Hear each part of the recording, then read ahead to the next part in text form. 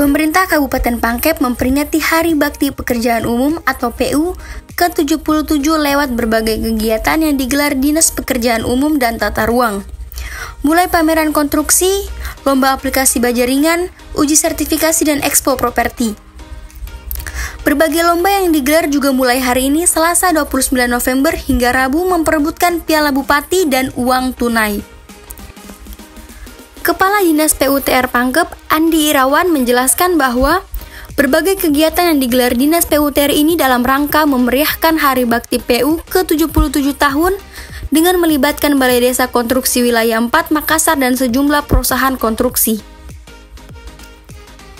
Berbagai kegiatan yang digelar Dinas PUTR ini dalam rangka memeriahkan Hari Bakti PU ke-77 tahun dengan melibatkan Balai Jasa Konstruksi Wilayah 4 Makassar dan sejumlah perusahaan konstruksi.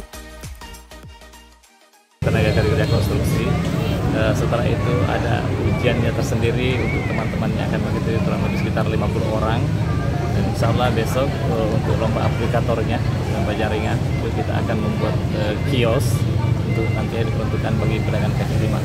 Itu kurang lebih sekitar 10 unit terbagi dalam 10 tim.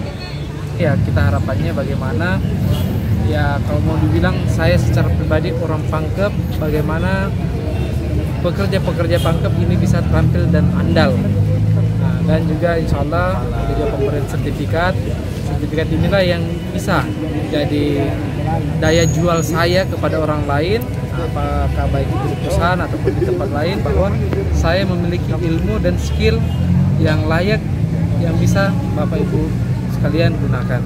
Karena itu dengan adanya kegiatan hari ini ada kegiatan sertifikasi dan juga ada kegiatan lomba.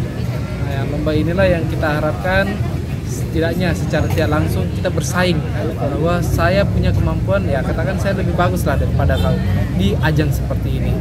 Pada itu kita harapkan juga mungkin hadir juga tukang-tukangnya nanti ke depan mungkin di besok hari. Kita harapkan semua mendapatkan ilmu yang terbarukan dibanding ilmu kita yang kita miliki saat ini. Reporter Harian Fajar, Sakina melaporkan.